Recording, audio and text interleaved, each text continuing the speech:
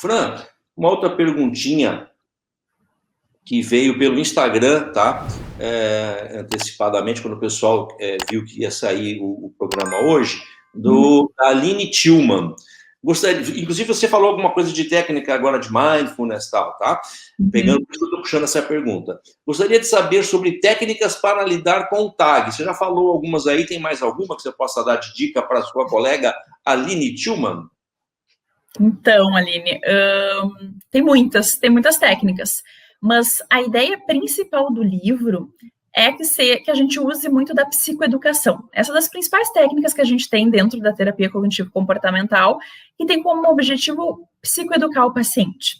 E é muito bacana que quando a gente compartilha tudo isso que a gente está conversando aqui, sobre como acontece, a questão da atenção, da concentração, do dia a dia, né, do cansaço, dificuldade de relaxar o corpo, os pacientes vão se conectando com isso e vão entendendo mais do funcionamento, por que é tão difícil ler um livro, por que é tão difícil estar num momento íntimo com alguém, por que é tão difícil relaxar no dia do meu aniversário. No dia do meu aniversário eu estou preocupada com um monte de coisa, não consigo relaxar. Então, a psicoeducação, eu diria que é uma das principais técnicas no TAG, de o paciente entender o seu funcionamento, da onde vem. No livro eu coloco muito sobre isso, para vocês realmente terem, né, embasamento teórico para passar para os pacientes, ou então, enquanto pacientes se conhecerem. Junto com isso, a gente tem estratégias cognitivas e estratégias comportamentais, que aí vocês vão precisar acessar o livro para conhecer um pouquinho mais, mas a gente trabalha muito com pensamentos, de poder observar os nossos pensamentos, observar o que se passa na minha mente, se é uma verdade ou se não é, se eu realmente preciso me preocupar com isso, talvez eu esteja me preocupando com algo lá no futuro que nem vai acontecer. Então, eu, Francine, nesse momento estou me preocupando com a apresentação que vai ser daqui 2 semanas do doutorado. Faz sentido eu me preocupar, mas não faz sentido eu me preocupar todos os dias, e todos os dias querer treinar e querer praticar, isso se torna disfuncional. Então, essa é a diferença e essa linha tênue. Então, o que é uma preocupação normal e esperada e uma preocupação disfuncional que vai além? Isso eu trago também no livro. A diferenciação sobre isso. Então, todos nós vamos nos preocupar, mas algumas preocupações a gente precisa trabalhar com o paciente que elas vão me prejudicar e vão gerar mais ansiedade. Então, eu estou me preocupando daqui a pouco, assim, com uma coisa lá no futuro que eu nem sei se vai acontecer. A pandemia veio para nos mostrar isso. Quantas coisas a gente se preocupou que nem aconteceram. Então, a gente vai tendo que aprender a lidar com as incertezas da vida que o TAG não suporta lidar. Então, aceitar um pouco do nosso controle limitado sobre as coisas, a gente não tem controle sobre tudo, a gente não tem como saber do futuro, a gente não pode, claro, minimamente a gente vai se planejar, mas tem coisas que não dependem só de mim. Então, a gente olha muito para a cognição do paciente, poder olhar os pensamentos, questionar os pensamentos, tem várias técnicas legais, comportamentos. Então, por exemplo, né, o que eu diria para mim, Francine, sobre a minha defesa?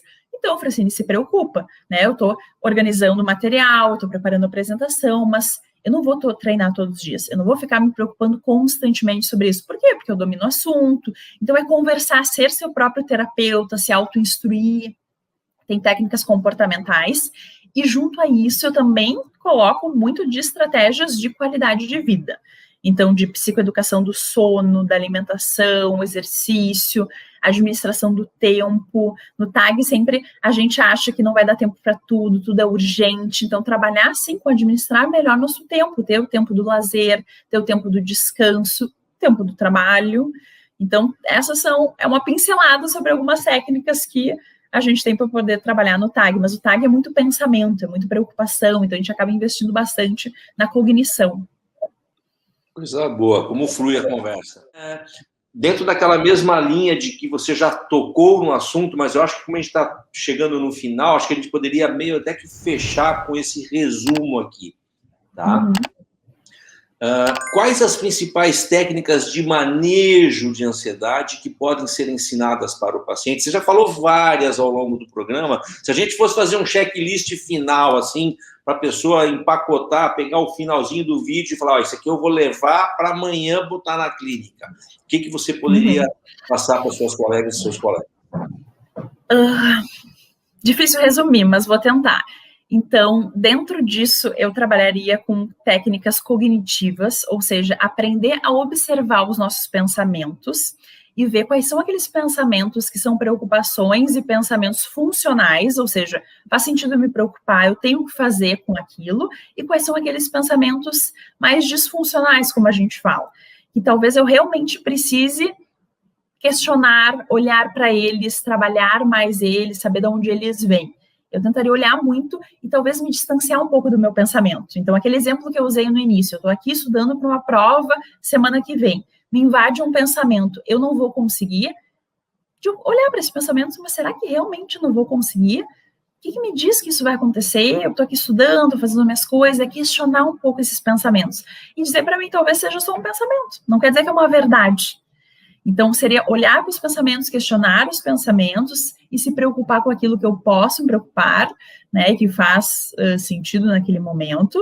Estratégias comportamentais têm a ver com enfrentamento. Enfrentar aquilo que é difícil para mim, aquelas situações que eu poderia evitar em algum outro momento. Então, me expor à ansiedade, me expor a preocupações. Então, não deixar de ir nos locais, de fazer coisas por causa da minha ansiedade. Seria levar a minha ansiedade comigo.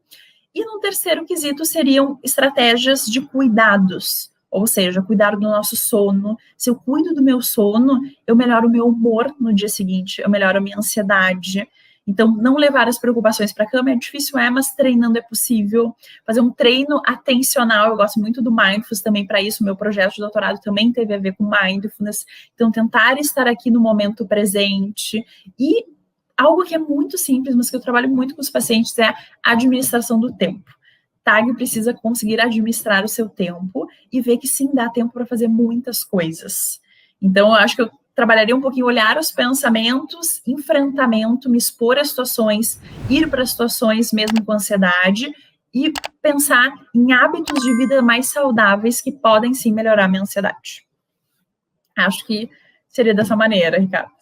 Resumão. Oi, gostou desse vídeo?